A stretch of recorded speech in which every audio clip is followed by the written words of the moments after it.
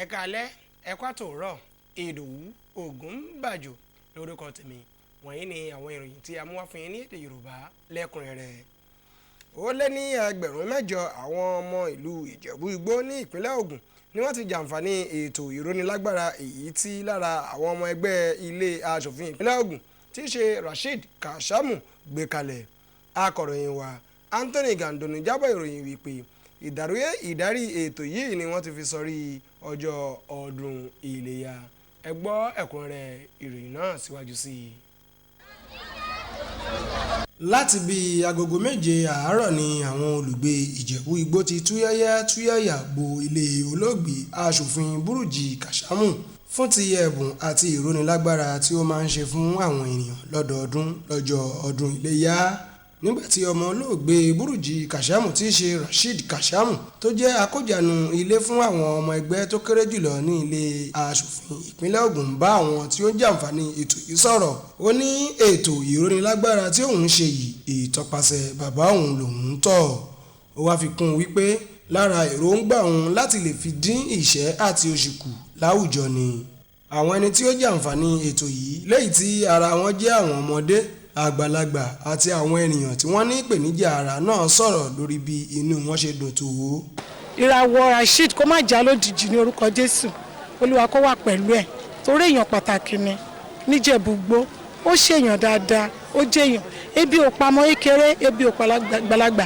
Lọ́dọọdún ni Rasheed máa ń ṣàánú fún wa. Inú mi dùn gan-an, Ọlọ́run ràn wọ́n lọ́wọ́ o, Ọlọ́run á ṣàlékún rẹ̀ fún àwọn náà o. Ṣáájú ìgbà yẹn ni akójànú ilé fún àwọn ọmọ ẹgbẹ́ tó kéré jùlọ ní ilé ìgbìmọ̀ aṣòfin ìpínlẹ̀ Ògùn ni ó ti darapọ̀ mọ́ àwọn ẹlẹ́sìn mùsùlùmí yòókù ní yídì gbogbogbò Ìjẹ̀bú Igbó láti lọ́ọ́ bá wọn jọ́sìn níbi tí ìmáàmù ti léwájú wọn fún rákà méjì náà tó máa ń wáyé lọ́dọọdún. Allahu Akbar. Allahu Akbar. Ó jẹ́ ayẹyẹ mánigbàgbé tí gbogbo ẹ̀ ń dún yùngbàyùngbà nígbà tí àwọn òbí àti àwọn ọmọ wọn kóra wọn jọ pọ̀ lọ́ọ́ ṣe ayẹyẹ ìrántí Eid Kabir ní àwọn ilé ìdárayá káàkiri ìlú Ìlọrin. Akọ̀ròyìn wa Ṣọlá Waheed jábọ̀ ìròyìn wípé àwọn ibi tí wọ́n ti ń ṣàbẹ̀wò sí náà jẹ́ ibi tí inú dídùn wọn mú ariwo lọ́lọ́kan òjọ̀kan dání tí àjọyọ̀ sì ń ṣubú lu ara wọn.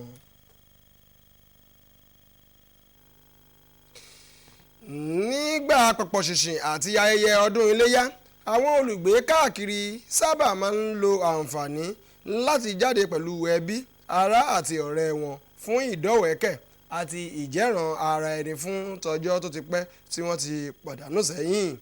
Ayẹyẹ ọdún Iléyá kò yàtọ̀ gbáà bí àwọn olùgbé olú ìlú ilẹ̀ Nàìjíríà Àbújá náà ṣe ṣàbẹ̀wò sí àwọn ibi ìgbafẹ́ eré ìdárayá káàkiri láti ṣe àjọyọ̀ ọdún Iléyá.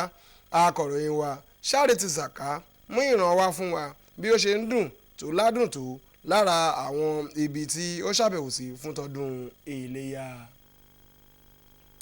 Ìjọba àpapọ̀ ti ṣe àkọsílẹ̀ àṣeyọrí mìíràn nínú àwọn ìgbìyànjú láti ṣe ìgbéléwò ìfijíṣẹ́ ìtọ́jú ìlera nípasẹ̀ ìdàgbàsókè ìlera àti ìmú ayédẹrùn pẹ̀lú ọ̀pọ̀lọpọ̀ mílíọ̀nù dọ́là atẹ́gùn ìṣẹ́mí fún ilé ìwòsàn ìjọba àpapọ̀ ìyẹn Federal Medical Center tí ń bẹ nílùú Abẹ́òkúta ìpínlẹ̀ Ògùn. Akọ̀ròyìn wa Lẹ́kan Àgbọ̀ndẹ ṣe àyẹ̀wò pàtàkì lórí atẹ́gùn ìṣẹ́mí yìí lórí kókó rẹ̀ fún ìtọ́jú ìlera. Níbí ni a ti máa ń dúró fún ti ìròyìn wa fún talẹ́ tòní. Ẹ má gbàgbé àti tẹ̀lé wa ní ojú òpó wa Facebook NTA Ìjẹ̀bú Òde àti lórí YouTube. Ìdòwú Ògúnbàjò lórúkọ tèmi. Ó dàárọ̀.